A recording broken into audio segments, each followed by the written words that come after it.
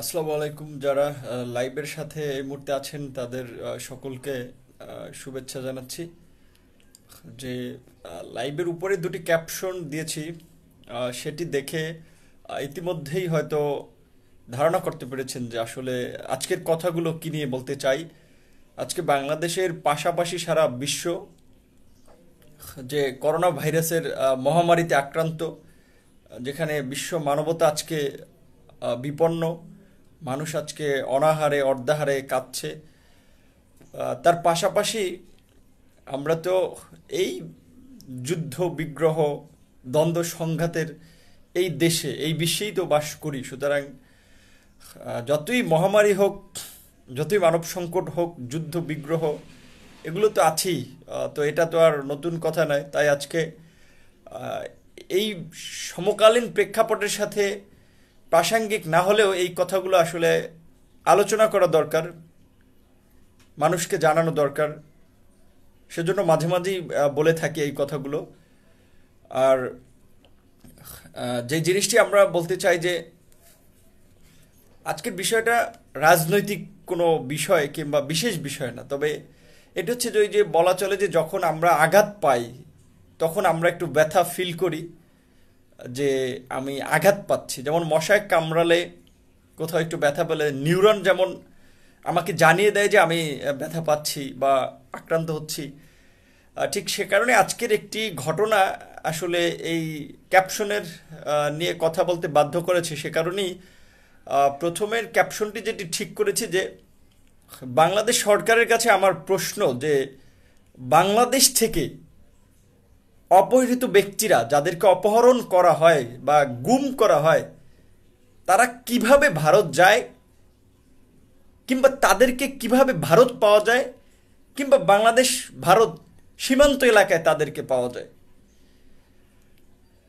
আপনারা নিশ্চয়ই মনে আছে, বিশেষ করে বিএনপির অন্যতম নেতা সালাউদ্দিন আহমেদ, সম্ভবত চট্টগ্রাম অঞ্চলের একজন নেতা, সাবেক মন্ত্রীও ছিলেন, তাকে ভারতের শিলংয়ে পাওয়া গিয়েছিল। তিনি বাংলাদেশ থেকে গুম হয়েছিলেন যখন বিশেষ করে বলা চলে যে বিএনপির একটা বড় আন্দোলন চলে। আর তিনি যখন বিশেষ করে যেটা বিএনপির বড় বড় নেতারা যখন একটু লুকোচুরিতে ছিল বা অনেকে পালিয়ে পালিয়ে ভিডিও বার্তার মাধ্যমে মেসেজ দিত, মিডিয়াতে একটু কথা বলতো, তো সালাউদ্দিন হ্যাঁ, সালাউদ্দিন আহমেদ ওরকম একটি সময়ে যে বিএনপির আন্দোলনের সময় তিনি নিখোঁজ হন। তারপর দীর্ঘদিন পরে দেখা গেল যে তিনি ভারতের তার খোঁজ মিলল। তো নিশ্চয়ই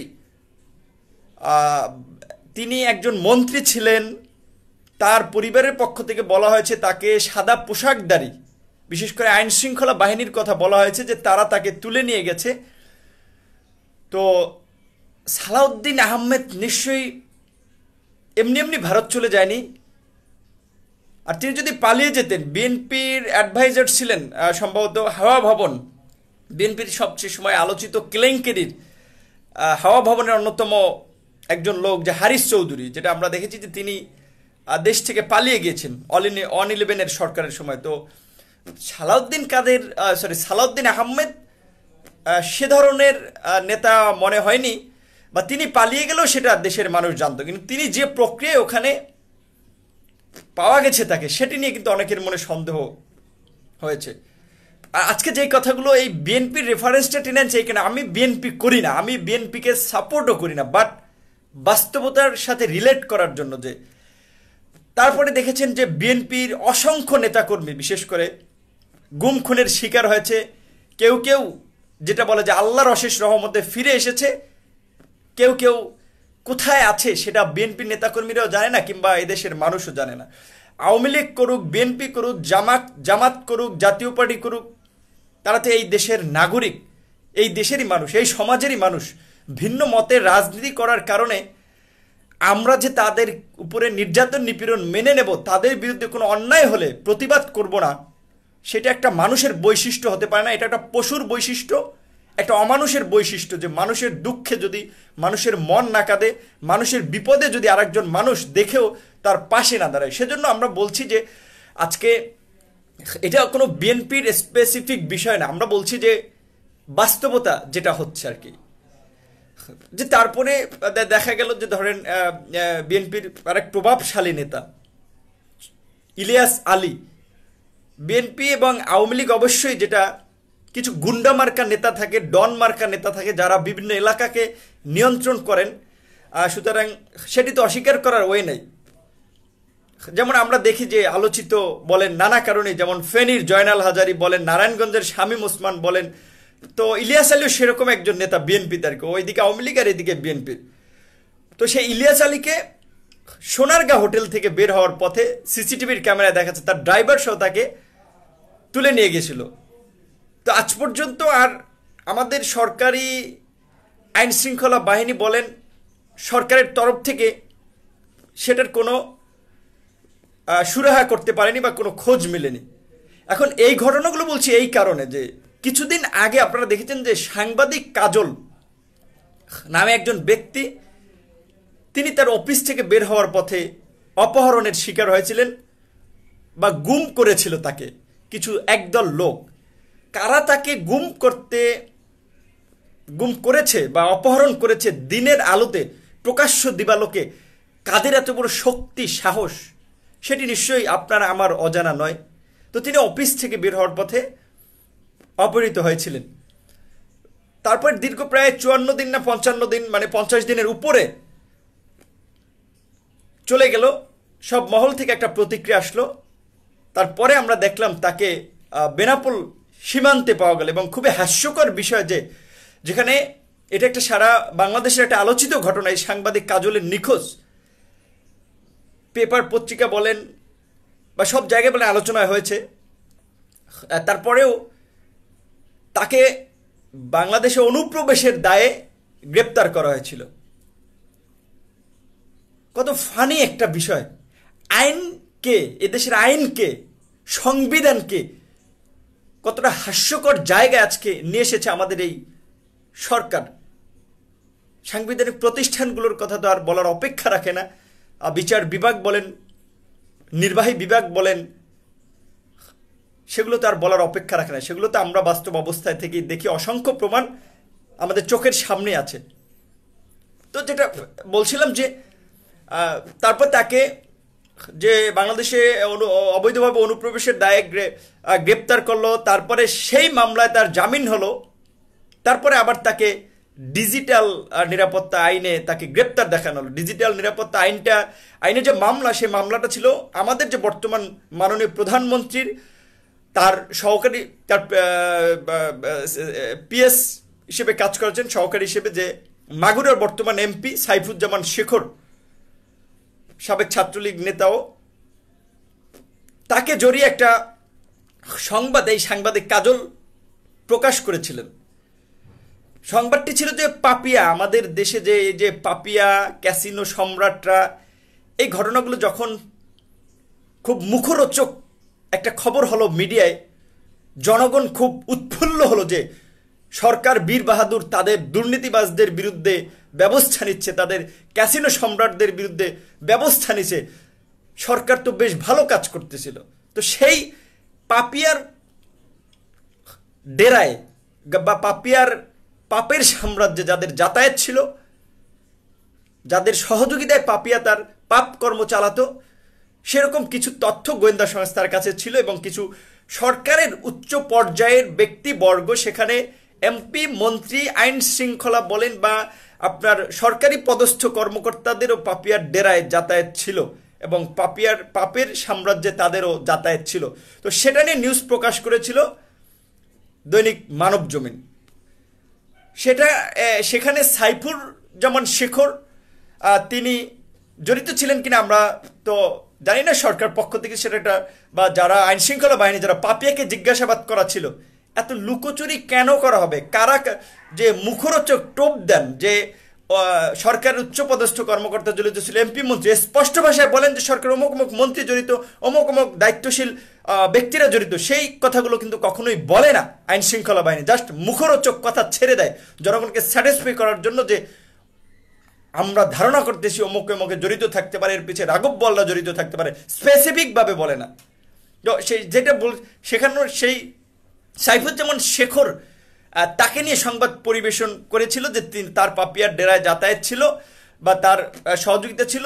তো সে কারণে তিনি ক্ষুব্ধ হয়েছেন বা তিনি সম্মানহানি বোধ করেছেন, সেজন্য তিনি একটি মামলা করেছেন এই কাজলের বিরুদ্ধে এবং দৈনিক মানব জমিনেরও এডিটর বা সম্পাদকের বিরুদ্ধেও। সেই মামলায় তাকে এই কাজলকে গ্রেপ্তার করা হলো। তো কাজল যখন নিখোঁজ হয়, আইনের যদি কেউ ভুক্তভোগী হয়, আইনের আশ্রয় নিতে পারে, সে মামলা করতে পারে অবশ্যই। সেক্ষেত্রে কাজল কেন, যদি প্রধানমন্ত্রী বা রাষ্ট্রপতি বা যাই বলেন যে কেউ দোষী যদি হয় আইনের চোখে, তার বিরুদ্ধে ব্যবস্থা নেওয়া যেতে পারে, সাংবাদিকের কে গ্রেপ্তারও করা যেত। কিন্তু এই যে একটা রহস্য, এই যে একটা আমরা ঘটনার সিকোয়েন্স দেখলাম যে অপহরণ করলো, তারপরে খবর নাই, তারপরে ইন্ডিয়ান বর্ডারে, তারপরে সেখান থেকে গ্রেপ্তার হলো। হাস্যকর বিষয় যে বাংলাদেশে অবৈধভাবে অনুপ্রবেশের দায়ে তারপরে চূড়ান্ত নাটক যেটা দেখলাম যে সেই প্রধানমন্ত্রীর সহকারী সাইফুজ্জামান শেখরের মামলায় আবার এই সাংবাদিক কাজল গ্রেপ্তার হলো। তো এটার সাথে রিলেশনটা এ কারণেই বিএনপির নেতাদের গুম হওয়া, নিখোঁজ হওয়ার প্রসঙ্গটা টেনে আনলাম, যে অনেকে মনে করেছিলেন যে বিএনপি নেতাকর্মীরা যে তারা রাজনৈতিক কারণে হয়রানির শিকার হচ্ছে। আমরা সেটা নিয়ে কথা নাই বলি, এটা একটা রাজনৈতিক বিষয়। বিএনপি কিংবা আওয়ামী লীগ রাজনৈতিক বিষয়ের বাইরেও আমরা তো কিছু দেশের গতানুগতিক আইনের ধারায় মানবাধিকার, মানুষের মৌলিক অধিকার, সেইগুলো নিয়ে তো আমাদেরকে কথা বলতে হবে। সেটা যদি লঙ্ঘিত হয়, সেটা যদি একজন নিম্ন সমাজের স্তরের মানুষের ক্ষেত্রেও হয়, সেটা নিয়ে অবশ্যই মানুষ হিসেবে আমাদের প্রতিবাদ করা দরকার। তো আমরা বিশ্ববিদ্যালয়ে একটা চিত্র দেখেছিলাম, যে জিনিসটা আপনাদের সাথে শেয়ার করতে চাই, যে কোনো ছেলেকে ছাত্রদল কিংবা শিবির বলে পিটানি তো মানে ফরজ ছিল, এমনকি অনেক ক্ষেত্রে তো মেরে ফেলাটাও তো জায়েজ হয়ে গেছে দেশে। সেটা তো বুয়েটের ছাত্র আবরার ফাহাদের ঘটনায় আমাদেরকে দেখিয়ে দিয়েছে। আর বিশ্ববিদ্যালয়ের ছাত্রদের মধ্যে যারা হলে থাকে বিশেষ করে, তারা তো রাজনৈতিক বলা চলে যে একটা লেজুর ভিত্তির মধ্যেই হলে আছে, রাজনৈতিক দাসত্বের মধ্যেই হলে আছে। সুতরাং মনে প্রাণে চাইলেও তারা অনেক সময় প্রতিবাদ করতে পারে না।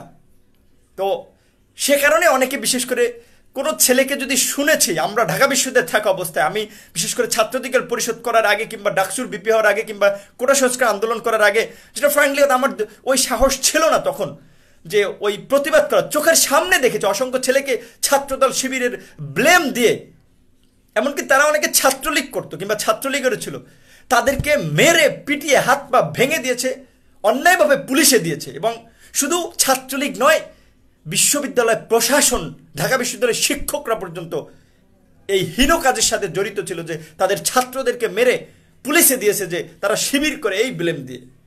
এদেশে যদি শিবির করা অন্যায় থাকে, জামায়াত যদি নিষিদ্ধ হয়, সেটা আমরা বারবার বলছি রাষ্ট্রীয়ভাবে নিষিদ্ধ করা হোক। সেটাকে কেন রাজনৈতিকভাবে ট্রাম্প কার্ড খেলার জন্য আওয়ামী লীগ জিয়ে রাখছে? আওয়ামী লীগ 13 বছর ক্ষমতা থাকার পরেও তারা যুদ্ধাপরাধীদের বিচার করছে। জামাত যদি এদেশের জন্য হুমকি হয়ে থাকে, শিবির যদি দেশের জন্য হুমকি হয়ে থাকে, রাষ্ট্রীয় আইন করে সরকার নিষিদ্ধ করুক। সরকার বাহাদুর সেটা করতেছে না, কারণ স্পষ্টত সরকারি দল ভেতরে ভেতরে টোপ দিচ্ছে যে জামাত শিবিরকে যে তোমরা আমাদের সাথে আসো, আমরা তোমাদের প্রোটেকশন দেবো, না আসলে সাইজ করবো। এটা তো আর বলার অপেক্ষা রাখে না। সেটা তো আমরা বিভিন্ন সময় সরকারের খুব উচ্চ পর্যায়ের ব্যক্তিদের মন্তব্য শুনেছিলাম যে স্বাধীনতা বিরোধীরাও তাদের দলের সদস্য হতে পারবে। মানে স্বাধীনতা বিরোধীদের সন্তানরা, মানবতা বিরোধী অপরাধের সাথে জড়িত ছিল তাদের সন্তানরা, কারণ তারা মনে করেছে তাদের সন্তানরা তো তাদের অপকর্মের দায়ভার নেবে না, সেটার জন্য তারা জড়িত নয়। সেটা কথাটা যৌক্তিক, কিন্তু আমরা বলছি সরকার এখানেই রাজনৈতিক ট্রাম্প কার্ডটা খেলে যাচ্ছে, যে আওয়ামী লীগ মুক্তিযুদ্ধের চেতনার কথা বলে মুক্তিযুদ্ধের চেতনাকে ভূলুণ্ঠিত করেছে। মুক্তিযুদ্ধের যে চেতনা ছিল সাম্য, মানবিক মর্যাদা, বৈষম্যহীন সমাজ গড়া, সেটাকে আজকে পেচিন সাম্য মানবিক মর্যাদাকে আছে ডাকসুর বিপি হিসেবে ক্ষমতাসীন দলের কাছে 10 বার ক্ষমতাসীন দলের গুন্ডা পান্ডাদের হাতে হামলার শিকার হয়েছি। ন্যায় বিচারের কথা বলেন, একটা পাসপোর্ট পাইনি এখন পর্যন্ত প্রায় 1 বছর ধরে। কোথায় ন্যায় বিচার? আর সাম্য মানবিক মর্যাদা কিংবা সামাজিক সুবিচার বলেন, সুবিচারটা তো কি সেটা তো দেখতেই পাচ্ছেন। তো এটা তো আর বলার অপেক্ষা রাখে না। তো এটা বলছি যে এই আওয়ামী লীগ মুক্তিযুদ্ধের চেতনার কথা বলে মুক্তিযুদ্ধের চেতনাকে বারবার ভুলণ্ঠিত করেছে, মুক্তিযুদ্ধের চেতনার মূল আঘাতে তারা আঘাত করেছে। আজকে দেশে মানুষের ভোট ছাড়া দীর্ঘ এই 2টা টার্ম ক্ষমতায় থেকে মানুষের মূল্যবোধের সাথে তারা বেইমানি করেছে, জনগণকে ভোটাধিকার থেকে বঞ্চিত করে তারা মুক্তিযুদ্ধের চেতনাকে অসম্মানিত করেছে। আর তারা গর্বের সহিত বলে যে জনগণ তাদেরকে ভোট দিয়েছে, জনগণ তাদেরকে নির্বাচিত করেছে, এই ধরনের প্রহসনমূলক কথাবার্তা বলছে।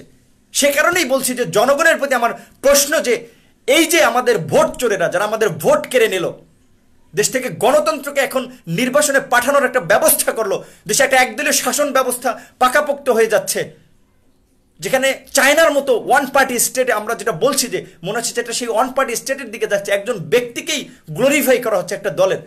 আমি বলছি মাননীয় প্রধানমন্ত্রীর প্রতি আমার রেসপেক্ট আছে, শ্রদ্ধা আছে, সেটা গণভবনে গিয়ে পা ছুঁয়ে সালাম করেছি, কারণ তিনি একজন নারী, একজন প্রধানমন্ত্রী, বঙ্গবন্ধু কন্যা, তার নারী মায়ের জাত।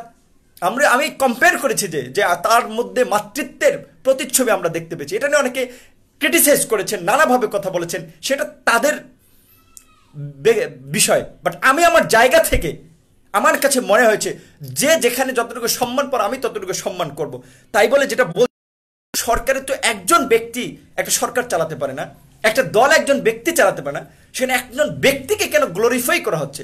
রাজনৈতিক দলগুলোতে অবশ্যই সেটাই হয়ে থাকে, কারণ বিএনপিতেও তো একজন নেত্রীকেই গ্লোরিফাই করা, আওয়ামী লীগে একজন নেত্রীকে গ্লোরিফাই করা, জাতীয় পার্টিতে এই যে হাস্যকর রাজনীতি, এই যে মূর্খদের, শিক্ষিত মানুষরা মূর্খদের মতো রাজনীতি করে। কোথায় আজকে বাইরের দেশগুলো দেখেন, কোন দেশে এরকম আছে যে এক ব্যক্তিকেই তেল মারা, এক ব্যক্তি নির্ভরই সব কিছুতে পরিণত করা? তো যাই হোক, এটা হচ্ছে আমাদের রাজনৈতিক অবস্থা। এবং সরকারের কাছে এই প্রশ্নটা যে আজকে যে আমরা এই যে বাংলাদেশের বিভিন্ন বুদ্ধিজীবী, বিভিন্ন সাংবাদিক, বিভিন্ন প্রতিবাদী মানুষ, বিভিন্ন activist, social activist, environment activist, বিভিন্ন অ্যাক্টিভিস্ট, তারা বিভিন্ন সময় বলেছেন যে বাংলাদেশে অসংখ্য ভারতীয় গোয়েন্দা সংস্থা কাজ করে প্রকাশ্যে এবং অপ্রকাশ্যে। ইভেন এমনও কথা আছে যে বাংলাদেশের সরকারি বিভিন্ন সংস্থা কিংবা অধিদপ্তরে বিভিন্ন লোক রয়েছে যারা ভারতের হয়ে কাজ করে কিংবা ভারতের গোয়েন্দা সংস্থার হয়ে কাজ করে। সেটার সত্যতা কতটুকু সেটা সরকার খতিয়ে দেখবে, এবং কিছু তথ্য প্রমাণ তো অবশ্যই আছে, এটা তো অস্বীকার করার ওয়ে নেই। যারা ক্ষমতায় থাকেন, বিএনপি অতীতে ছিল, আওয়ামী লীগও অতীতে আছে বা এখন আছে, এরা বিদেশি শক্তির সাপোর্ট ছাড়া, বিদেশি দেশের স্বার্থ বিকিয়ে দিয়ে বিদেশি শক্তির সাথে আপোষ না করে এরা ক্ষমতায় থাকতে পারে না। আপোষ করেনি আমাদের মহান নেতা বঙ্গবন্ধু শেখ মুজিবুর রহমান, জিয়াউর রহমান, সে কারণেই তাদেরকে খুন হতে হয়েছিল। ৭৫-এর পরিণতিকে যারা শুধুমাত্র যদি জিয়াউর রহমানকে দায়ী করে থাকে, সেটা হচ্ছে রাজনৈতিক স্ট্যান্ডের কারণে এটা দায়ী করা হয়ে থাকে। আমি বলছি না যে জিয়াউর রহমানের কোনো দায় নাই, সেখানে জিয়াউর রহমানের দায় থাকতে পারে, কারণ যেহেতু বঙ্গবন্ধু হত্যার পরে তার দল সরকার গঠন করেছে, সুতরাং বঙ্গবন্ধু হত্যার বিচার না করলে সেখানে তাদের দায় থাকতে পারে। তবে বঙ্গবন্ধু হত্যা কিংবা জিয়া হত্যা শুধুমাত্র দেশীয় কোনো রাজনৈতিক বিষয় ছিল না, ইন্টারন্যাশনাল বিষয় ছিল। কারণ যখন একটা থার্ড ওয়ার্ল্ড কান্ট্রির নেতা জিয়াউর রহমান যখন এশিয়াকে সংগঠিত করার জন্য যখন সার্ক গঠন করে, বঙ্গবন্ধু শেখ মুজিবুর রহমান যখন মুক্তিযুদ্ধের স্বার্থবাদী আমরা বলবো যে শক্তি, সেই ভারতের মুখের উপর যখন কথা বলে, যে যখন ইন্দিরা গান্ধী বলেছিলেন যে জিয়াউর রহমানকে আমাদের বঙ্গবন্ধু শেখ মুজিবুর রহমানকে ওআইসি সম্মেলনে না যাওয়ার জন্য, তখন তিনি গিয়েছিলেন, কারণ তিনি দেশের জন্য যেটা ভালো তিনি সেটা করেছিলেন। এবং এয়ারপোর্টে নেমে তিনি যখন বলেছিলেন যে ভারতের প্রধানমন্ত্রী ইন্দিরা গান্ধীকে যে আপনার সৈন্যদেরকে কবে আমাদের দেশ থেকে নেবেন, এরকম একটা সাহসী উচ্চারণ, এটা তো আমাদের ইতিহাসবিদরাই বলে যে ভারত, আমরা এটা স্পষ্টভাবে এখনকার প্রেক্ষাপটে আমরা স্পষ্টভাবে বলতে পারি যে ভারত এদেশের মুক্তিযুদ্ধের সহযোগিতা করেছে, সেজন্য আমরা তাদের প্রতি কৃতজ্ঞতা জানাই। কিন্তু একটা কথা গ্রামে প্রচলিত আছে যে লাভের লোয়ার বোঝা বায়, অলাভের তুলার বোঝাও বায় না। তো ভারত স্পষ্টত আমরা এখন যেটা মনে হচ্ছে যে ভারত তাদের স্বার্থে বাংলাদেশকে মুক্তিযুদ্ধে সহযোগিতা করেছে, যে পাকিস্তান থেকে বাংলাদেশকে ডিভাইডেড করতে পারলে তাহলে তাদের জন্য তো একটা, কারণ পাকিস্তান তো তাদের চিরশত্রু, একটা প্লাস পয়েন্ট। সাথে মানবিক দিক কিছু আছে, অবশ্যই আমরা মনে করি যে তাদের মানবিক জায়গাও রয়েছে, এদেশের মানুষের প্রতি তাদের একটা শ্রদ্ধাবোধ ছিল। কিন্তু মুক্তিযুদ্ধের পর কি দেখেছি যে ভারতের শোষণ প্রতিনিয়ত দেখেছি আমরা। আজকে যে আমাদের দেশে একটা জগদ্দল সরকার যারা দেশ পরিচালনা করছে, যে ভোটারবিহীন অবৈধ সরকার, যারা অবৈধভাবে জনগণের ক্ষমতায় আছে, একমাত্র ভারতের সমর্থনে তারা ক্ষমতায় আছে। সুতরাং এই ভারত, আমরা যেটা বলছি যে ভারতের জনগণের সাথে এদেশের জনগণের সম্পর্ক আছে, কিন্তু এদেশের জনগণের স্বার্থকে বিকিয়ে দেবে, ভুলণ্ঠিত করবে, তাদেরকে সাপোর্ট দিবে ভারত, তাহলে তো বুঝতে হবে যে ভারত কখনোই নিজের স্বার্থে, এদেশের মানুষের স্বার্থের জন্য নয়, তাদের নিজেদের ক্ষমতায় কিংবা তাদের স্বার্থের জন্য তারা সাপোর্ট দিচ্ছে। ঠিক একইভাবে এটা বলছে যে বিএনপি কিংবা আওয়ামী লীগ বিশেষ করে তারা সবসময় একটা দেশকে, বিশেষ করে পরাশক্তি বা বহি বিশ্বের যারা শক্তি, তাদেরকে মেনটেন করেই ক্ষমতায় থাকতে চায়, ক্ষমতায় যেতে চায়। এটা একটা চিরাচরিত তাদের রাজনীতির একটা ধারা। এখন আমাদের কথা হচ্ছে যে যারা বলেছেন যে ভারতের গোয়েন্দা সংস্থা নাকি এখানে অনেক রয়েছে, তো আমরা যদি এই যে বলি যে এই যে বাংলাদেশের গুম হওয়ারা, অপহরণ হওয়ারা ভারতে পাওয়া যায়, এটা একটা তার সিমটম যে এদেশে ভারতীয় গোয়েন্দা সংস্থার লোক রয়েছে এবং তাদের কনসার্নে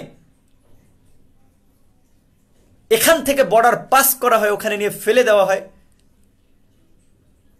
যখন এই মুজিব বর্ষের অনুষ্ঠানে ভারতের যে সাম্প্রদায়িক অপশক্তির যে পৃষ্ঠপোষক বা দোসর যে মোদি উগ্রপন্থী বিজেপি, যে ভারতের যে দলটা, যারা এই করোনার এই সংকটেও বলতেছে মুসলিমদের মাধ্যমে করোনা ছড়ায় বা মুসলিমরা ছড়ায়, সে কারণে তাদেরকে এরকম একটা মুসলিম বিদ্বেষী সেন্টিমেন্ট তারা ওখানে ক্রিয়েট দীর্ঘদিন ধরে করেছে।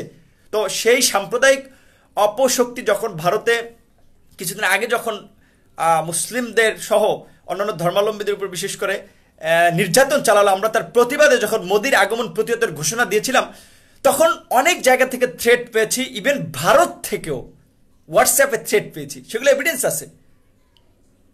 আর আমাদের দেশ থেকে যে সরকারি দল বলেন, সরকারি দলের নেতাকর্মী বলেন, দালাল বলেন, সরকারের পেইড এজেন্ট বলেন, হ্যাঁ, আইন শৃঙ্খলা বাহিনী বলেন, গোয়েন্দা সংস্থা বাহিনী বলেন, তাদের কাছ থেকে তো থ্রেট পেয়ে থাকি, এটা তো আর নতুন কোনো কথা নয়।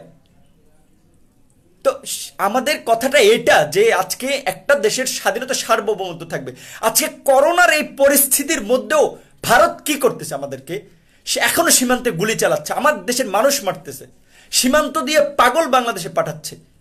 এইটা কি ভারতের সাথে বাংলাদেশের বন্ধুত্ব আর রাখির বন্ধন? যারা বলছেন যে রাখির বন্ধন, তারা কতটুকু দালাল এবং কতটুকু দেশদ্রোহী হলে তারা এই কথা বলতে পারেন? আমি জানি আমার এই কথাগুলোর কারণে আমার বিরুদ্ধে ডিজিটাল নিরাপত্তা আইনে মামলা হতে পারে, গ্রেপ্তার হতে পারে। এটা তো অনেক আগেই অসংখ্যবারই এই ধরনের পরিস্থিতির মোকাবিলা করে এই পর্যন্ত এসেছি। সুতরাং এই মামলা দেবে, গ্রেপ্তার করবে, আই ডোন্ট কেয়ার।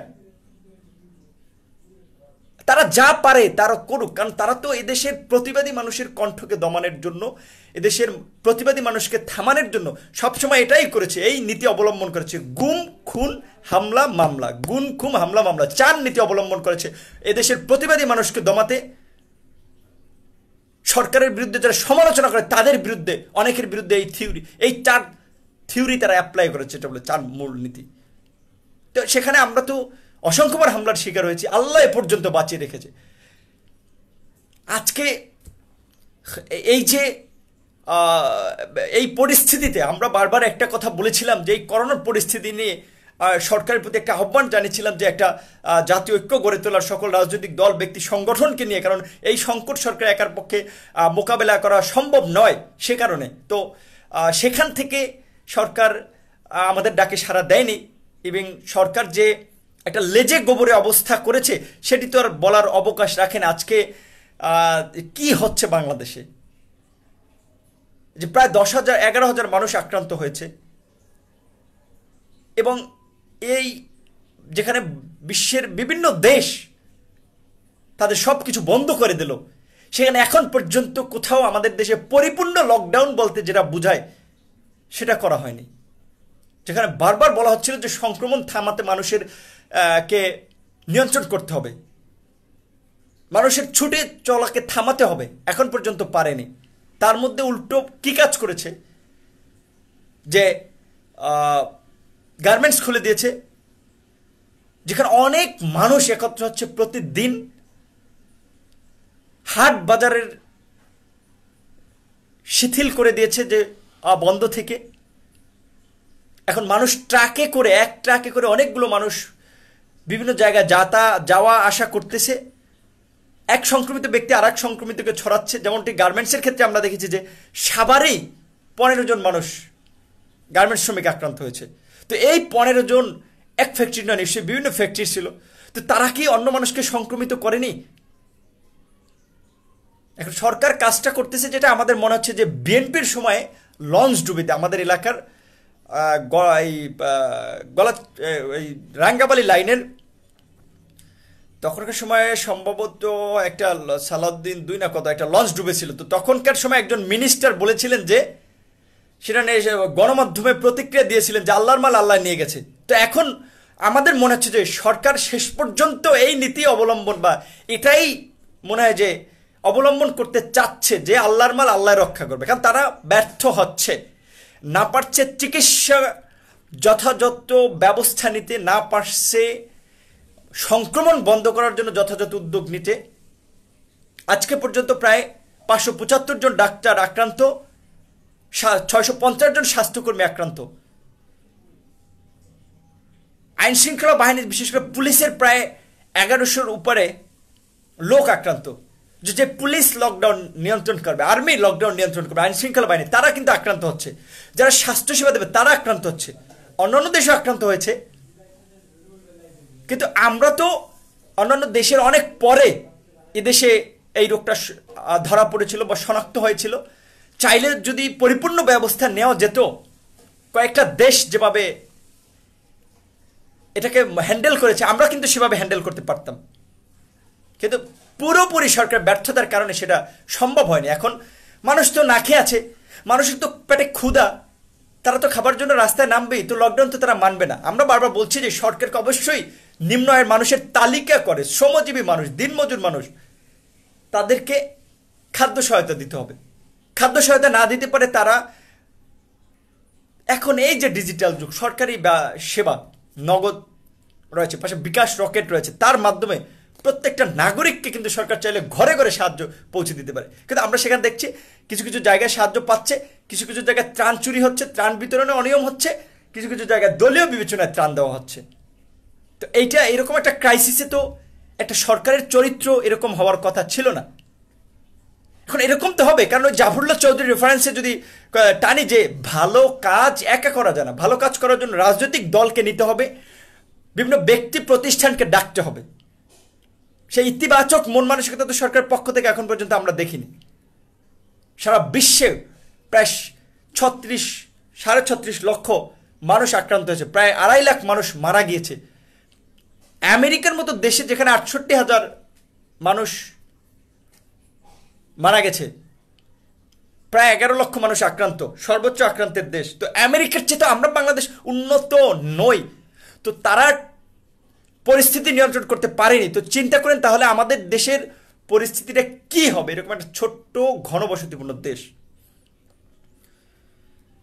তো সে কারণে আমার প্রশ্নটা জনগণের কাছে ছিল যে আমরা তো দীর্ঘদিন এই ভোট চোরদের শাসন ব্যবস্থা দেখে আসছি, যারা জনমতকে তোয়াক্কা না করে জনগণের ভোট ছাড়াই ক্ষমতায় ছিল, আছে, নির্যাতন নিপীড়ন চালাচ্ছে জনগণের উপরে, ভিন্ন মতের রাজনৈতিক দলের উপরে, স্টিম নেতাকর্মীদের উপরে, বিভিন্ন অ্যাক্টিভিস্টদের উপরে স্টিম রোলার চালিয়েছে। তো আমরা তো এটা দেখে দেখে সহ্য করেছি, সেটার প্রতিকার কতটুকু করতে পেরেছি? আমরা কি বলেছি, একটা প্রতিবাদ করেছি রাজপথে নেমে সবাই স্বতঃস্ফূর্তভাবে যে আমার ভোটে সরকার গঠিত নেই, আমি ভোটাধিকার থেকে বঞ্চিত, আমি ভোট দিতে চাই, আমার ভোটের মাধ্যমে আমি জনপ্রতিনিধি নির্বাচন করতে চাই? সেই সৎ সাহসটা আমাদের মতো জনগণের ছিল না, আমরা দেখাতে পারিনি। আজকে ডাকসু বিপিন নূরের লাখ লাখ ফলোয়ার রয়েছে সারা দেশের মানুষ ফেসবুকে লাইভ করি, সরকারের সমালোচনা করি, সরকারকে ধুয়ে দেয়, অনেক বাহাবা দেয়, অনেক কমেন্টস করে, অনেকে বীর বাহাদুর বানাই দেয়, ভবিষ্যৎ প্রধানমন্ত্রী বানাই দেয়, রাষ্ট্রপতি বানাই দেয়। কিন্তু আমি বলতেছি ভাই, আগে বাঁচবো কিনা সেই দোয়াটা করেন, যেন সুস্থ সবলভাবে বাঁচতে পারি। কারণ আমি জানি, আমি যেই প্রতিবাদ করতে, আমরা বলছি যে কোনো রাজনৈতিক দলের লেজুর ভিত্তি করার জন্য নয়, একজন সচেতন নাগরিক হিসেবে, একজন সুনাগরিক হিসেবে, একজন দেশপ্রেমিক নাগরিক হিসেবে দেশের যা অবস্থা দেখতেছি, একজন বিশ্ববিদ্যালয়ের ছাত্র হিসেবে দেশের যে দুর্দশা পর্যবেক্ষণ করতেছি, দেশের যে অরাজকতা দেখতেছি, সেই আক্ষেপ থেকে, সেই ক্ষোভ থেকে প্রতিবাদগুলো করে যাচ্ছি এবং সেটা ইনশাল্লাহ যতদিন বাঁচি করে যাব।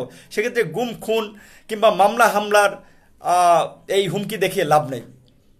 কিছুদিন আগে একটা পোস্ট দিয়েছিলাম, ভারতীয় সেনাবাহিনী বাংলাদেশে পাঠাবে এবং বিশেষ করে বাংলাদেশ সেনাবাহিনীকে লকডাউন কিংবা এই পরিস্থিতি নিয়ন্ত্রণ করার জন্য পরিপূর্ণ ক্ষমতা দান করার জন্য একটু নানা ধরনের কথা বলেছিলাম। তো সেখানেও থ্রেট এসেছে, থ্রেট প্রতিনিয়ত আসে, নূরের থ্রেট প্রতিনিয়ত আসে।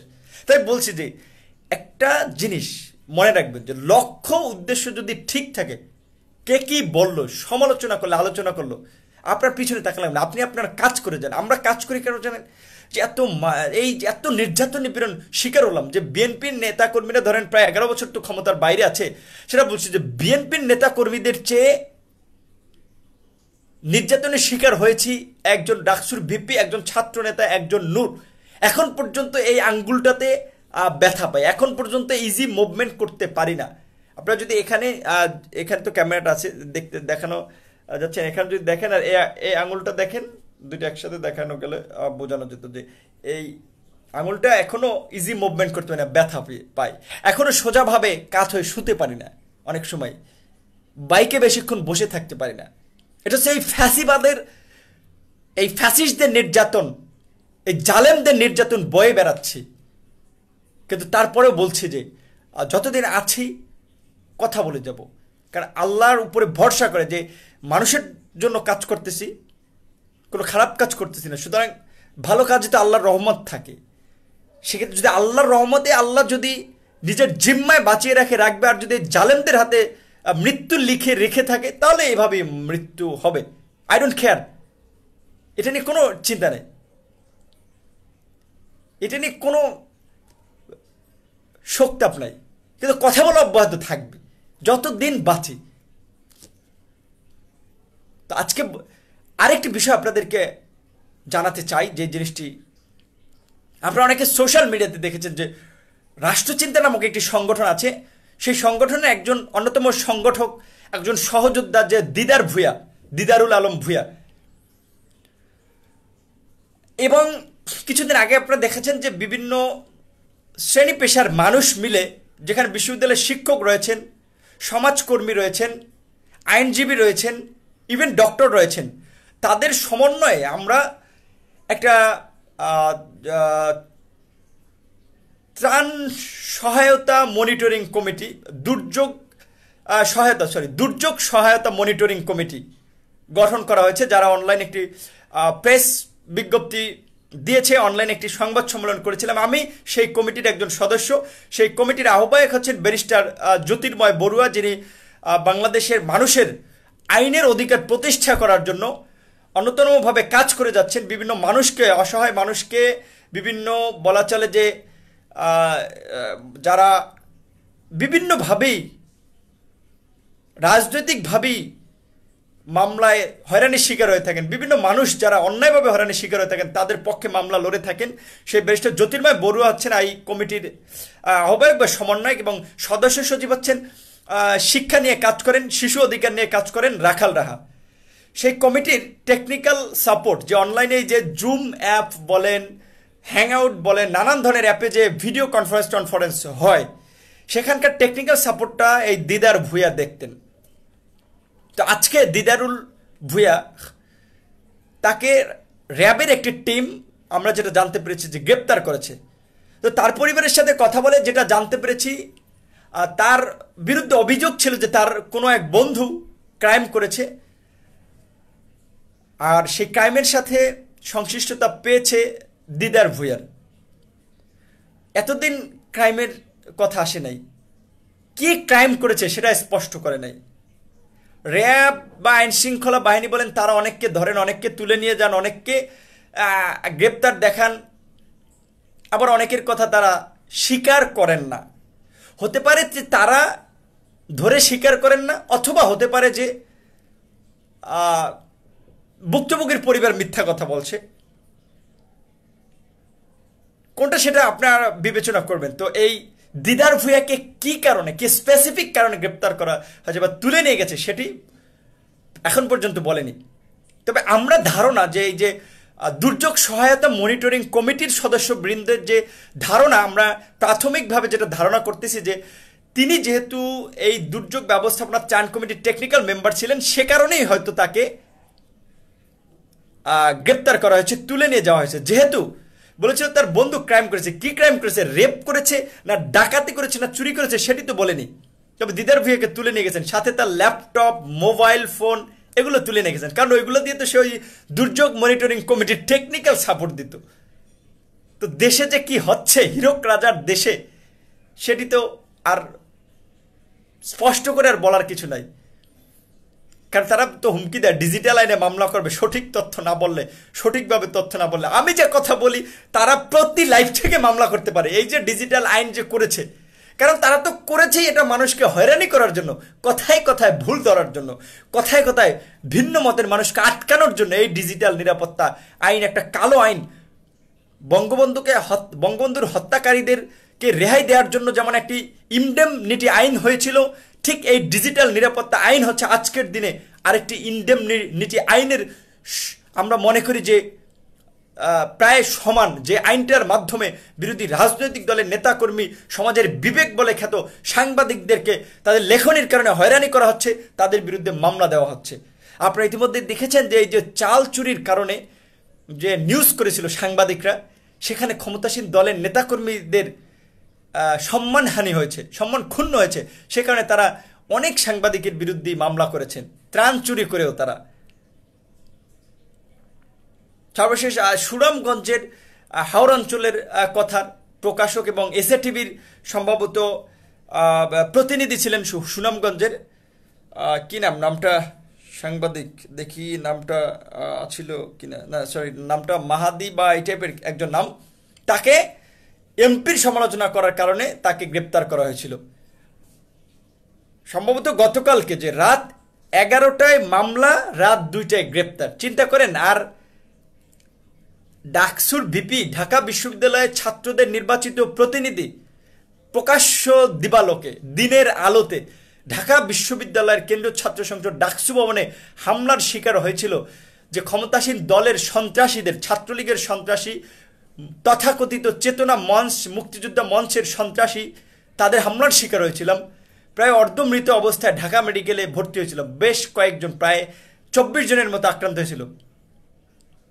তাদেরকে ধরা হয় না মামলায় সুনির্দিষ্ট প্রমাণ থাকার পরেও, এবং গ্রেপ্তার করেও আবার ছেড়ে দেওয়া হয়। তারা ক্যাম্পাসে হুমকি দেয় আমাদেরকে।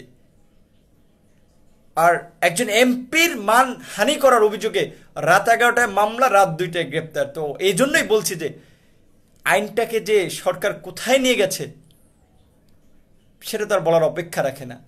সে কারণে আমাদের জনগণের, আমাদের বলতে হয় যে আজকে এদেশে চলে 2 ধরনের আইন, ক্ষমতাসীনদের জন্য এক ধরনের, বিরোধী কিংবা ভিন্ন মতের মানুষ, সাধারণ মানুষের জন্য আরেক ধরনের। তো এইটা তো বাস্তব চিত্র, এটা তো বললাম। এখন আমরা কি করতে পারি? যখন নূরকে মেরেছিল, ভিপি নূরকে মেরেছিল, আপনারা কয়েকজন মানুষ আন্দোলন সংগ্রাম করেছিলেন, একটু রাজপথে দাঁড়িয়েছেন, বিভিন্ন ব্যক্তি একটু বিবৃতি দিয়েছেন, সরকার সাময়িকভাবে একটু সমালোচনার মুখে ছিল, ওই সব করার জন্য 2 জনকে গ্রেপ্তার দেখালো, তারপরে ছেড়ে দিল। রাজপথের আন্দোলন উত্তাল, সব পানি হয়ে গেল, ঠান্ডা হয়ে গেল। আর কি হলো? হয়েছে কিছু? কিছুই হয়নি। ঠিক এই থিওরি, এই পদ্ধতি অবলম্বন করে এই সরকার কাজ করে যাচ্ছে। যে বুয়েটের ছাত্র আবরার ফাহাদের মৃত্যুর দাবিতে সারা দেশের ছাত্র সমাজ উত্তাল হয়েছে, তখন সরকার তড়িঘড়ি করে গ্রেপ্তার করলো অপরাধীদেরকে। বুয়েট বিশ্ববিদ্যালয় প্রশাসন তাদেরকে আজীবন বহিষ্কার করলো, তাদেরকে বহিষ্কার করেছিল। আজীবন কিনা অস্থায়ী সেটি এক্স্যাক্টলি বলতে পারি না, তবে বহিষ্কার তো করেছিল, আবার সেই বহিষ্কারাদেশ তুলে নিয়েছিল। ছাত্ররা তো আজীবন দাবি করেছিল, আমরা আজীবন দাবি করেছিলাম। এদেশের বাস্তবতা হচ্ছে এটা, যখন আপনি চাপ তৈরি করতে পারবেন, যখন রাজপথে উত্তাল আন্দোলন গড়ে তুলতে পারবেন, সরকার বীর বাহাদুর আপনাকে বস মানবে, আপনার কাছে স্যারেন্ডার করবে, আপনার দাবি মেনে নেবে। যখন আপনি চাপ তৈরি করতে পারবেন না, আপনার সাথে উত্তাল জনতার স্রোত থাকবে না, তখন আপনাকে ডোন্ট কেয়ার, থোড়াই কেয়ার করবে। কোটা সংস্কার আন্দোলনের সময় দেখেছিলেন না, যখন সারা দেশের ছাত্ররা সারা দেশ অচল করে দিয়েছিল, রাজপথে নেমে এসেছিল, রাষ্ট্রের সর্বোচ্চ নির্বাহী প্রধান ব্যক্তি, উই ডিমান্ডেড, আমরা দাবি করেছিলাম যে প্রধানমন্ত্রীকে ঘোষণা দিতে হবে। প্রধানমন্ত্রী সংসদে ঘোষণা দিয়েছিলেন, কারণ জনগণ রাজপথে নেমে এসেছে, ছাত্ররা রাজপথে নেমে এসেছে। কিন্তু আমাদের দুর্ভাগ্য, এদেশের মানুষের ভোটাধিকার প্রতিষ্ঠায়, এদেশে আইনের শাসন প্রতিষ্ঠায়, এদেশের মানুষের মৌলিক অধিকার প্রতিষ্ঠায় আমরা এই সরকারকে বাধ্য করতে পারিনি, এই সরকারের উপরে চাপ তৈরি করতে পারিনি। সে কারণেই ওই যখন আমাদের উত্তাল আন্দোলন থেমে যায়, রাজপথের কোলাহল থেমে যায়, ওই তথাকথিত প্রতিবাদ থেমে যায়, তখন এই প্রতিবাদীদেরকে সরকার ধরে ধরে নানাভাবে হয়রানি করেছে, হামলা মামলার ফেলে নির্যাতন নিপীড়ন করেছে। তো সেজন্যই বলছি যে আমি বলবো যে আমরা যে অবুঝ জনগণ, দেখেও যারা সব কিছু মেনে নিচ্ছি, এক প্রকারের অবলা জনগণ হয়ে যাচ্ছি, এই জনগণ কি এই নির্যাতন নিষ্পেষণ যুগে যুগে কালে কালে এটা কি দেখেই যাব? কারণ আওয়ামী লীগের সময় যে আমরা নির্যাতিত হচ্ছি, যারা প্রতিবাদী মানুষ, সাধারণ মানুষ, সেটা তো নয়। বিএনপির সময় তো অনেক প্রতিবাদী মানুষ ভিন্ন মতের কারণে এভাবে নির্যাতিত হয়েছিলেন। এটা তো এই দেশের একটা ক্যারেক্টার হয়ে যাচ্ছে, এই দেশের না, এই দেশের মানুষের না, আমাদের দেশের ভণ্ড রাজনীতিবিদদের, যারা ভণ্ডামির একটা মুখোশ পরে জনগণকে মুখরোচক কথা বলে ক্ষমতায় গিয়ে জনগণের সাথে প্রতারণা করে, সেই রাজনৈতিক দল, সেই সরকারগুলো, তারাই নির্যাতন নিপীড়ন করছে আমাদেরকে, আমাদের উপরে অত্যাচারের স্টিম রোলার চালাচ্ছে। তো আমরা কি এইভাবে নির্যাতন হতে থাকবো? সেজন্য আমার ক্যাপশনটা ছিল যে সরকারের কাছে প্রশ্ন ছিল যে বাংলাদেশে গুম হওয়ারা, অপহরণ যারা শিকার হয়, তারা কিভাবে ভারতের চলে যায়, কিংবা ভারতে তাদেরকে পাওয়া যায়, কিংবা তাদেরকে সীমান্তে পাওয়া যায়। এখানে কি সরকার পাঠায়, নাকি ভারতীয় গোয়েন্দা সংস্থা করে, নাকি একটা দুষ্ট চক্র করে? সরকার যদি না করে, একটা দুষ্ট চক্র যদি করে, ভারতীয় গোয়েন্দা সংস্থার বাহিনী যদি করে, তাহলে সরকার কেন এটার বিরুদ্ধে ব্যবস্থা নিচ্ছে না? সেটা জবাব সরকারের দায়িত্বশীল ব্যক্তিবর্গের কাছে চাই। দ্বিতীয় জবাবটা আমি জনগণের কাছে চাইছি, আমি প্রশ্নটা ছুড়ে দিচ্ছি জনগণের কাছে, যে এই যে নির্যাতন নিপীড়ন, জনগণের উপরে নির্যাতন নিষ্পেষণ, যেখানে সংবিধান বলছে যে এই দেশের মালিক এদেশের জনগণ, জনগণ যারা ক্ষমতায় থেকে বলে যে আমরা জনগণের প্রতিনিধি, জনগণ আমাদেরকে ক্ষমতায় রাখছে, ক্ষমতায় রেখেছে, আবার তারাই যখন জনগণের উপরে অত্যাচার নির্যাতনের স্টিম রোলার চালায়, জনগণের সাথে প্রতারণা করে, তখন আমরা কেন চুপ থাকি? সেজন্য আমার প্রশ্ন, যে এভাবে আমরা কতকাল চুপ থাকব? আমি বলছি যে স্বাভাবিকভাবে আমি আজকে একটা ঘটনা, অনেক দীর্ঘ লাইভ করেছি, কিন্তু বাস্তব কিছু ঘটনা, দীর্ঘদিনের ক্ষোভ থেকে কথাগুলো শেয়ার করলাম। কথাগুলো যারা লাইভের সাথে আছেন কিংবা পরবর্তী দেখবেন, আশা করি লাইভটা যদি শেয়ার করেন তাহলে অন্যরা দেখার সুযোগ পাবে, এবং এই কথাগুলো বাংলাদেশের মানুষের জানা উচিত। বাংলাদেশের প্রত্যেকটি সচেতন নাগরিক, প্রত্যেকটি ছাত্র সমাজকে জাগা উচিত। আমি নূর নাও থাকতে পারি, কারণ আমাকে যে কোনো সময় মেরে ফেলতে পারে, বাট আমি জানি না। কিন্তু সেজন্য বলছি যে এই প্রতিবাদী চেতনা যেন না থেমে যায়, নূর চলে যায়, এক নূর যাবে, হাজারো নূর তৈরি হবে, এই প্রতিবাদী চেতনা চালিয়ে যেতে হবে। সেজন্য এই কথাগুলো আপনাদেরকে জানানোর দরকার। আমি প্রতি মুহূর্তে আমার লাইফের একটা থ্রেট আশঙ্কা করি যে কখন ইন্ডিয়ান গোয়েন্দারা মারবে, না বাংলাদেশ সরকারের সন্ত্রাসীরা মারবে, না ক্ষমতাসীন দলের হাতে মরবো, না বিরোধী দলের হাতে। কারণ বিরোধী দলও তো স্বাভাবিকভাবেই ভিপিকে মেরে একটা ইস্যু ক্রিয়েট করতে পারে যে এই একজন ছাত্রনেতা, জনপ্রিয় ছাত্রনেতা, তাকে মারলে দেশকে একটা অস্থিতিশীল করা যাবে, সেই চিন্তাও তো করতে পারে। সেটা আমি জানি না আমার ভাগ্যে কী হয়, তবে আমার একটা জিনিস আমি জানি যে যতদিন বেঁচে থাকি এদেশের মানুষের অধিকার আদায়ের জন্য কথা বলে যাব। গণতন্ত্র প্রতিষ্ঠা করার জন্য, মানবাধিকার প্রতিষ্ঠা করার জন্য নিজের সর্বোচ্চটুকু ত্যাগ করবে। আমার লাইভে আছে আমার ছোট ভাই সাইফুল, মনে হয় সাইফুল আছে, যে আমার ছোট ভাই এখন পর্যন্ত তার হাতটা ভালোভাবে নাড়াতে পারে না। সে ডাকসুর বর্বর হামলায় সে হামলার শিকার হয়েছিল। শুধু আমি না, এভাবে আমার পরিবারের অসংখ্য সদস্য এলাকায় নানাভাবেই হয়রানির শিকার হয়েছে, এখনো হচ্ছে, এবং আমি নিজেও হচ্ছি। কিন্তু তারপরে বলছি যে কথা বলা ইনশাল্লাহ থামাতে পারবে না যতদিন আল্লাহ পাক শক্তি এই দেহে রাখে, এই কণ্ঠে রাখে। আমরা মুসলিম, একজন মুসলমান হিসেবে আল্লাহর প্রতি বিশ্বাস, যেটা বলছে যে সারা দুনিয়ার মানুষ যদি একাত্র হয় যে একজন মানুষের ক্ষতি করবে, আর যদি আল্লাহ না চায় তার বিন্দুমাত্র ক্ষতি করতে পারবে না, আর যদি আল্লাহ চায় একজন মানুষকে সহযোগিতা করবে, সারা পৃথিবীর মানুষ একত্র হয়েও সেটাকে রোধ করতে পারবে না। সুতরাং ওই মহান আল্লাহর উপরেই ভরসা রাখি। কোনো রাজনৈতিক দল, ব্যক্তি, সংগঠন, আইন শৃঙ্খলা বাহিনী কিংবা থানায় জিডি করব নিজের নিরাপত্তার জন্য করেছি, তারা কতটুকু কি দিতে পারবে সেটা তো আর বলার অপেক্ষা রাখে না। তো যাই হোক, আজকের বিশেষ করে পরিস্থিতি নিয়ে আমি খুব একটা কথা বলিনি। এই কথাগুলো বাংলাদেশের যে একটু টেকনিক্যাল প্রবলেমের কারণে একটু থেমে গিয়েছিলাম। তো যেটা বলছিলাম যে প্রতিনিয়তই একটা অজানা আতঙ্কের মধ্যে আছি, একটা অনিশ্চিত জীবন নিয়ে ছুটে চলছি, তারপরেও কথা বলছি, বলে যাব। আর কতটুকু একটা যাতনার মধ্যে আছি, কতটুকু হয়রানির মধ্যে আছি, সেটা তো নতুন করে বলার নাই। সেটি তো সবাই জানেন, দেখেন, বোঝেন যে একটা ফেসবুক আইডি পর্যন্ত চালাতে পারি না নিজের নামে, নিজ দেশে, যেটা বলে যে এক প্রকারের রোহিঙ্গার মতো হয়ে গেলাম, যে একটা ফেসবুক আইডি পর্যন্ত চালাতে পারি না। একটা ফেসবুক আইডি হ্যাক করলো রাষ্ট্রের আইন শৃঙ্খলা বাহিনী, রাষ্ট্রের কাছে আমার আইডিটা ব্যাক চাইলাম একজন নাগরিক হিসেবে, যারা ডকুমেন্ট চাইল, প্রয়োজনীয় ডকুমেন্ট দিলাম, আইডি পেলাম না, কিন্তু একটা ফেক আইডি ভেরিফাই হয়ে গেল। তো এটা হচ্ছে দেশের অবস্থা। এই হচ্ছে আমাদের নাগরিকের সুরক্ষা। একজন ছাত্রনেতা, বাংলাদেশের একজন আলোচিত ছাত্রনেতা, যার তরুণ, একজন অ্যাক্টিভিস্ট, স্টুডেন্ট লিডার, যে মানুষের জন্য কথা বলে যাচ্ছে, কাজ করে যাচ্ছে, তো তারা এরকম একটা পরিস্থিতিতে আইন শৃঙ্খলা বাহিনীর শরণাপন্ন হয়ে এই পেয়েছি প্রতিকার, তাহলে সাধারণ মানুষ কি প্রতিকারটা পাচ্ছে?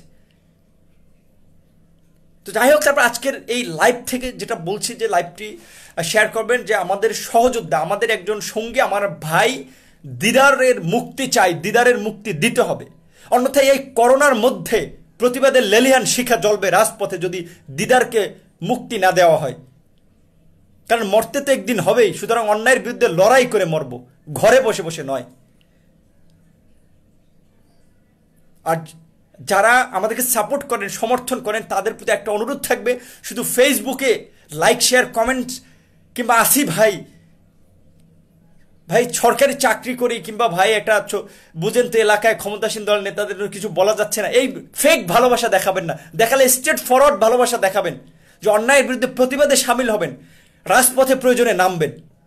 কারণ এই হিডেন ভালোবাসা, হিডেন সাপোর্ট দিয়ে এই সমাজকে পরিবর্তন করা যাবে না, এই অবস্থা থেকে মানুষকে মুক্ত করা যাবে না, দেশকে মুক্ত করা যাবে না, দেশের মানুষকে মুক্তি দেওয়া যাবে না। সুতরাং সেজন্য বলছি যে স্ট্রেট ফরওয়ার্ড হতে হবে। আজকে দেশ, বাংলাদেশ সহ সারা বিশ্ব একটা ক্রাইসিস মোমেন্ট পার করতেছে। সেই জায়গা থেকে আর ছোট্ট কথা বলেই আজকের লাইভ থেকে বিদায় নেব, যে সকলকে অনুরোধ করব, যার যার জায়গা থেকে যতটুকু সামর্থ্য আছে সেই সামর্থ্যটুকু নিয়ে মানুষের পাশে দাঁড়াবেন। আপনার আশেপাশের প্রতিবেশীরা খেয়ে আছে না খেয়ে আছে একটু খোঁজ নেওয়ার চেষ্টা করবেন। আর আপনারা ইতিমধ্যেই জানেন নিশ্চয়ই যে আমরা ছাত্র অধিকার পরিষদের পক্ষ থেকে সারা দেশে আমাদের সামর্থ্য অনুযায়ী বিভিন্ন ব্যক্তি প্রতিষ্ঠানের সহযোগিতায় অসহায় মানুষকে খাদ্য সহায়তা দিয়ে যাচ্ছি, এবং সেটা আমরা এই মুহূর্তে আমাদের বাজেট ফুরিয়ে গেছে, এখন মানুষের উপরে ডিপেন্ড করতেছে। আমাদের সহযোদ্ধা শুভাকাঙ্ক্ষী তারা যদি সাপোর্ট দেয় সেটা পেলে আমরা হেল্প করতে পারি, বাট আমাদের ফান্ডটা শেষ হয়ে গেছে, যেটা ফ্র্যাঙ্কলি কথা বলতে। সেই ক্ষেত্রে আপনারা যদি দেশের মানুষকে সহযোগিতা করতে চান, দেশের মানুষের বিপদে পাশে দাঁড়ান, যার যার জায়গা থেকে নিজে কাজ করেন, নিজের সংগঠনের মাধ্যমে কাজ করেন, যে সংগঠন ভালো লাগে তার মাধ্যমে কাজ করেন, যদি ছাত্রাধিকার পরিষদকে ভালো লাগে ছাত্রাধিকার পরিষদের মাধ্যমে কাজ করেন, আমরা সর্বোচ্চ চেষ্টা করি আপনার সহযোগিতাটা মানুষের কাছে পৌঁছে দেওয়ার জন্য। আর সরকারের প্রতি আর শেষ একটা কথাই আহ্বান জানাবো, যেটা বলি, জালিম সরকার বলি, ভোটারবিহীন সরকার বলি, অবৈধ সরকার বলি, তারপরেও তো তারা ক্ষমতায় আছে, রাষ্ট্র ক্ষমতায় আছে। সুতরাং কখনো তাদেরকে প্রেশার ক্রিয়েট করতে হবে তাদের উপরে, কখনো তাদের সাথে নেগোসিয়েশনের চেষ্টা করতে হবে মানুষের অধিকার আদায়ে, কখনো তাদের উপরে চাপ তৈরি করতে হবে। সে জায়গা থেকে বলছি যে যার যার জায়গা থেকে প্রতিটি অন্যায় অনিয়মের বিরুদ্ধে সবাই সোচ্চার হবেন। এবং সরকারের প্রতি আমরা আহ্বান জানাই যে আপনাদের একটা সুযোগ ছিল জনগণকে একত্রিত করা, রাজনৈতিক দল ব্যক্তি সংগঠনকে একত্রিত করার, আপনাদের বদনাম, ভোটারবিহীন সরকারের বদনাম ঘুচানোর, অবৈধ সরকারের বদনাম ঘুচানোর। কারণ সবাই যদি আপনাদের সাথে কাজ করতে পারতেন, আপনারা এই অপবাদ থেকে আপনারা মুক্তি পেতেন। কিন্তু আপনারা নিজেদের অহমিকায় আপনারা সেটি করেননি, কারণ আপনাদের মনে একটা অজানা আতঙ্ক রয়েছে যে এটা করতে গিয়ে যদি আবার নিজেদের মসনদ নড়ে বড়ে হয়ে যায়, ক্ষমতা ছাড়া যদি হয়ে যায়, কারণ এটা নিয়ে তো আপনাদের একটা মারাত্মক আতঙ্ক রয়েছে। সেটা তো আপনারা ইতিমধ্যে আপনাদের সিনিয়র নেতারা বলেছেন যে ক্ষমতায় না থাকলে টাকা পয়সা নিয়ে কই পালাবেন, ক্ষমতায় না থাকলে এত লাখ মানুষ গুম হবে, সেটা আপনাদের নেতাকর্মীরা বলেছে। সুতরাং এটা নিয়ে তো অবকাশ নেই যে আপনারা ক্ষমতা হারানোর একটা ফোবিয়া, একটা আতঙ্কে ভোগেন। সে কারণে আপনারা জনগণকে নিয়ন্ত্রণের নামে জনগণের উপরে, প্রতিবাদী মানুষের উপরে, ভিন্ন মতের রাজনৈতিক নেতৃবৃন্দের উপরে নির্যাতন নিপীড়নের স্টিম রোলার চালাচ্ছেন। তো আপনাদের প্রতি অনুরোধ থাকবে যে পৃথিবীতে কোনো স্বৈরাচার, কোনো ফ্যাসিস্ট তারা দীর্ঘস্থায়ী হয়নি, তাদের পতন হয়েছে নির্মমভাবে। সুতরাং আপনারা জনগণের স্বার্থের বিরুদ্ধে গিয়ে, জনস্বার্থের বিরুদ্ধে গিয়ে কাজ করবেন না, মানুষকে হয়রানি করবেন না। সাংবাদিকদেরকে যেভাবে এখন হয়রানি করা হচ্ছে এটা বন্ধ করুন। জনগণের অধিকারগুলো জনগণকে ফিরিয়ে দিন। এবং এই পরিস্থিতিতে কিভাবে দেশকে রক্ষা করা যায়, কারণ আমরা যেটা বারবার বলেছি যে এই পরিস্থিতি এখনই শেষ হয়ে যাচ্ছে না, এখন সাময়িকভাবে শেষ হলেও দেশে একটা অর্থনৈতিক সংকট দেখা দেবে 100%, দেশে বেকারত্বের হার বাড়বে, যেটা কিছুদিন আগে আমি একটা সেমিনারে বলেছিলাম, আইন শৃঙ্খলার অবনতি হবে, সামাজিক অপরাধ বাড়বে, রাজনৈতিক অস্থিরতা তৈরি হবে। সুতরাং এখন থেকে যদি আপনারা ক্ষমতায় থেকে সেগুলো মোকাবেলা করার জন্য যদি মানুষকে না ডাকেন, যদি একটা জাতীয় ঐক্য গঠন করে না তুলতে পারেন, তাহলে আপনারা পস্তাবেন, আপনারা ভুগবেন। আর এটা আপনাদের প্রতি প্রশ্ন কিংবা দাবি রেখে গেলাম যে আপনারা কি করবেন, সিদ্ধান্ত আপনাদের, আপনারা কিভাবে এই পরিস্থিতি ট্যাকেল দেবেন। তবে আমরা অনুরোধ জানাচ্ছি যে দুটি অনুরোধ। একটি হচ্ছে এখনো লকডাউন এনশিওর করেন, সেনাবাহিনী যাদের প্রতি সকলের একটা আস্থা আছে তাদেরকে কাজে লাগান, সেনাবাহিনী সহ আইনশৃঙ্খলা বাহিনীকে লকডাউন নিশ্চিত করার ক্ষেত্রে। পাশাপাশি যেই গার্মেন্টসগুলো যদি একান্তই খোলার প্রয়োজন হয়, একেবারে স্ট্রিক্টলি নির্দেশ দেন যে স্বাস্থ্যবিধি মেনে যারা গার্মেন্টস খোলা রাখতে পারবে তাদের গার্মেন্টস চলবে, আদারওয়াইজ পরের দিন বন্ধ করে দেন। কারণ যেটা স্ট্রিক্ট রুলস চাইলে সব কিছু সম্ভব। আর দ্বিতীয়ত হচ্ছে নিম্ন আয়ের মানুষ যারা লকডাউনে ঘরে থাকবে, দিনমজুর, শ্রমিক, তাদেরকে খাদ্য সহায়তা পৌঁছানোর ব্যবস্থা করেন। সকলে ভালো থাকবেন, সুস্থ থাকবেন। আপনারা যদি ছাত্র অধিকার পরিষদের মাধ্যমে অসহায় হতদরিদ্র মানুষের পাশে দাঁড়াতে চান, সেই ক্ষেত্রে আমাদের সাথে যোগাযোগ করবেন, অথবা আপনাদের নিজেদের জায়গা থেকে করতে পারেন। তবে আমরা দেশের এই সংকটে সকলকে এগিয়ে আসার আহ্বান জানাই এবং এই ধরনের সংকটে নানা ধরনের গুজব রটে, সেই বিষয়ে সবাই সচেতন থাকবেন, সঠিক তথ্য সোশ্যাল মিডিয়াতে শেয়ার করবেন এবং সকল ধরনের অন্যায় অনিয়মগুলো সোশ্যাল মিডিয়াতে তুলে ধরবেন। সোশ্যাল মিডিয়া সহ যেভাবেই পারেন জনগণের মাঝে সেটা ছড়িয়ে দেবেন। এবং আমরা যেটা বলছি, প্রত্যেক এলাকায়, প্রত্যেক পাড়া মহল্লায় একটা সচেতন জনগণের কমিটি গঠন করবেন যে যারা এইসব অনিয়ম তদারকি করবে। আমরা এই যে দুর্যোগ সহায়তা মনিটরিং কমিটি, যেটা জাতীয় কমিটি করেছি, এই কমিটি কাজ করে যাচ্ছি সারা দেশে। একটা এই মনিটরিং কমিটি গঠন করার জন্য বিভিন্ন জেলা উপজেলায়, চাইলে আপনারা সেখানেও সম্পৃক্ত হতে পারবেন এবং এর মাধ্যমে আমরা কোথায় অনিয়ম হচ্ছে তার একটা তদারকি কিংবা তার একটা রিপোর্ট আমরা তুলে ধরতে পারবো। ইতিমধ্যে যেমন যে রিপোর্টটি আমরা প্রকাশ করেছি যে সরকারি ত্রাণ বরাদ্দের অনিয়ম নিয়ে কিংবা ত্রাণ বরাদ্দে যে মিসম্যানেজমেন্ট হচ্ছে, যে যেই জেলায় যত দরিদ্র সেই জেলায় তত ত্রাণ কম। এখানে কুড়িগ্রামের এবং আরও কয়েকটি জেলার উদাহরণ এই দুর্যোগ সহায়তা মনিটরিং কমিটি উদাহরণ সহকারে প্রকাশ করেছে। সুতরাং আমরা চাই এই অন্যায় অনিয়মের প্রতিবাদের মাধ্যমে এই অন্যায় অনিয়ম দূর হোক, সমাজ ইতিবাচক পরিবর্তন আসুক। ধন্যবাদ, সকলে ভালো থাকবেন, সুস্থ থাকবেন। যারা প্রতিবাদ করতে চান, যারা দেশের জন্য ইতিবাচক পরিবর্তন করতে চান, বিশেষ করে আমি বুড়াদেরকে আমি ডাকবো না, আমি ইয়ংদেরকে, ছাত্র যুবক তরুণদেরকে আহ্বান জানাবো যে ছাত্র অধিকার পরিষদের সাথে সম্পৃক্ত হন। ছাত্র অধিকার পরিষদ সমাজের ইতিবাচক পরিবর্তনের জন্য কাজ করে যাচ্ছে। আর বুড়াদেরকে না ডাকা বলতে এখানে আমি বুড়াদেরকে অসম্মান করতেছি না, আমি বলছি যে অবশ্যই আমাদের সিনিয়রদেরকেও দরকার আছে, তবে আমি বলছি বিশেষ করে সমাজের এই মুহূর্তে দেশের প্রেক্ষাপটে ছাত্র যুবক তরুণরাই একমাত্র সমাজে ইতিবাচক পরিবর্তন আনতে পারবে, দেশের মানুষের অধিকার ফিরিয়ে দিতে পারবে। ধন্যবাদ, সকলে ভালো থাকুন, সুস্থ থাকুন, দেশপ্রেমে অটল থাকুন, যার যার জায়গা থেকে নিজের দায়িত্ব কর্তব্যটুকু পালন করে যান, সমাজের ইতিবাচক পরিবর্তনে ভূমিকা রাখুন। ধন্যবাদ সকলকে।